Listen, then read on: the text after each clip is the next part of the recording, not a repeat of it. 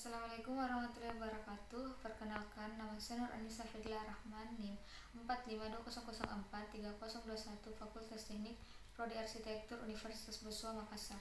Baiklah, kali ini saya akan mempresentasikan hasil tugas saya dalam mata kuliah Green Arsitektur. Baiklah, yang pertama yang akan saya jelaskan mengenai konsep lokasi. Konsep lokasi di sini saya mengambil dua alternatif, yaitu di Kecamatan Panakukang dan di Kecamatan Tamalandrea.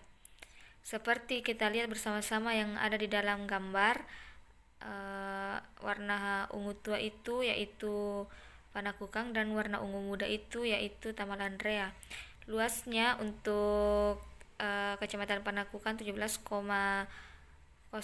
dan Tamalandrea 31,84. Untuk kecamatan yang terpilih, saya mengambil Kecamatan Panakukang karena Kecamatan Panakukang berada pada kawasan pusat kota dengan fungsi utama sebagai tempat perdagangan, jasa sosial, dan fungsi penunjang sebagai pemukiman, perdagangan, pendidikan tinggi, perkantoran, ruang terbuka hijau, dan terminal angkot. Di sini di Kecamatan Panakukang saya memilih dua site, yaitu site-nya kita masuk di konsep site. Di konsep site saya memilih site B. Mengapa saya memilih site B? Karena jarak tempuh jangkauan dari pusat perbelanjaan relatif dekat, mudah diakses menggunakan kendaraan umum atau pribadi, ekspos pintu masuk mudah dikenali, ukuran tapak sangat sesuai dengan konsep rencana pembangunan. Lokasi site B juga cukup strategis dan cukup sesuai dengan kriteria penggunaan bangunan.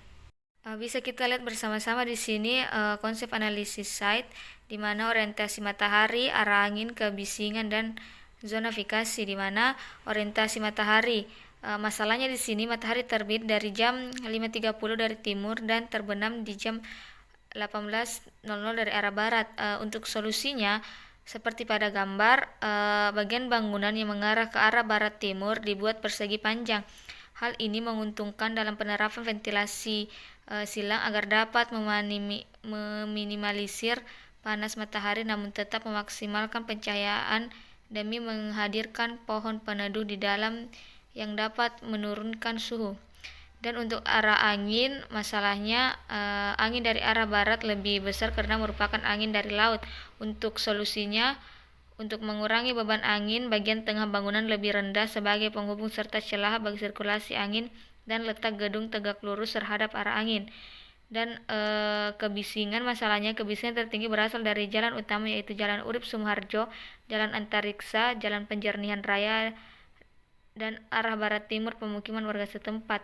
Solusinya, untuk mengurangi kebisingan perlu melakukan vegetasi penanaman rumput dan pohon-pohon kecil agar berfungsi sebagai buffer dari bunyi dan debu yang bertebaran dari jalan, yang kemudian menggunakan pagar penghalang agar dapat menghalang debu yang bertebaran, dan jalan raya juga untuk meredam suara-suara bising dari kendaraan.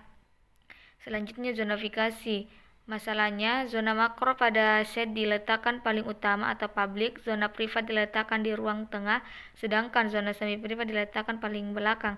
Solusinya seperti pada gambar yang kita lihat sendiri, warna biru itu yaitu publik, hijau yaitu privat, dan pink semi publik, dan warna putih itu sirkulasi jalan. Area publik ditempatkan pada bagian utara set karena sifatnya umum dan tingkat keramaiannya tinggi.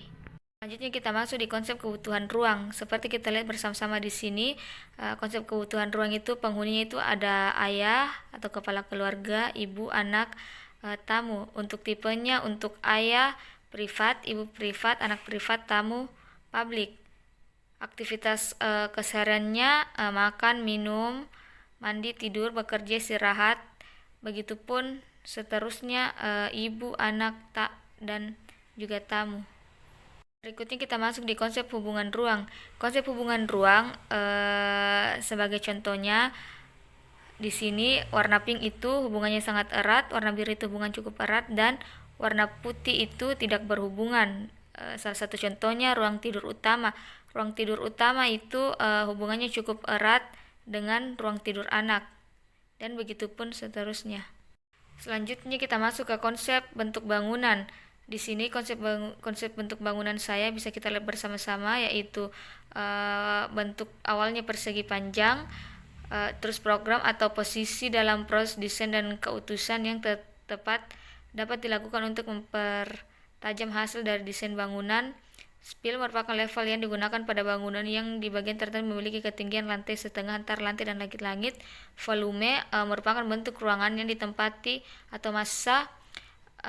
Form atau lebih dikenal dengan bentuk mengikuti fungsi adalah salah satu persepsi atau teori arsitektur yang paling modern di era arsitektur modern ini.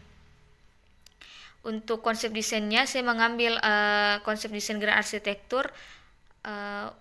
Untuk sedikit penjelasan, grand arsitektur merupakan arsitektur yang berusaha untuk meminimalkan dampak negatif lingkungan bangunan dengan efisien dan moderasi dalam penggunaan bahan, energi, dan ruang pengembangan dan ekosistem secara luas. Seperti contohnya kita lihat bersama-sama, yaitu contoh bangunan dan arsitektur dan ruangan terbuka dengan cahaya. Desain rumah minimalis dengan rencana terbuka antara ruangan tamu dan dapur bisa menjadi ide yang sangat bagus. Jenis rencana ini membuat cahaya melimpah masuk mengisi ruangan tersebut sehingga dapat menghemat energi listrik. Selanjutnya kita masuk ke konsep tata ruang dalam. Di sini material lantainya ada ubin porselin diaplikasikan di ruangan yang lembab seperti kamar mandi. Ubin keramik diaplikasikan pada ruangan seperti ruang kamar.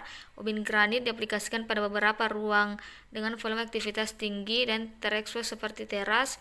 Terus materialnya atap dan plafon, ada atap bitumen dan polyfins atau PVC. Untuk material dindingnya ada bata ringan dan lobster. Ilustrasinya kita lihat bersama-sama seperti pada gambar. Selanjutnya kita masuk ke konsep tata ruang dalam. Di sini konsep tata ruang dalam ada tanaman peneduh, ada lampu jalan, ada tempat sampah, lampu taman, tempat duduk taman, dan tanaman min. Dan ilustrasi seperti kita lihat yang berada pada samping gambar. Selanjutnya kita masuk ke konsep sistem utilitas, di mana ada pencahayaan buatan, ada sirkulasi yaitu tangga, ada komunikasi yaitu jaringan internet dan telepon, penghawaan buatan dan penghawaan alami, ada electrical yaitu kelistrikan, akustik atau interior, persampahan, keamanan, sistem pencegahan tindakan kejahatan atau CCTV, sistem proteksi kebakaran, ada plumbing sanitasi, air bersih, dan air kotor. Berikutnya kita masuk ke set plan. Ini merupakan set plan dari bangunan saya.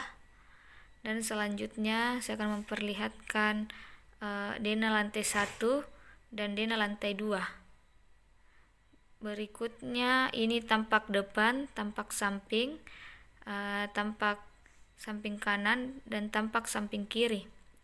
Berikutnya ini merupakan potongan AA dan potongan BB. Selanjutnya saya akan memperlihatkan rencana atap. Sekian video presentasi yang sempat saya sampaikan. Kurang lebih mohon dimaafkan. Assalamualaikum warahmatullahi wabarakatuh.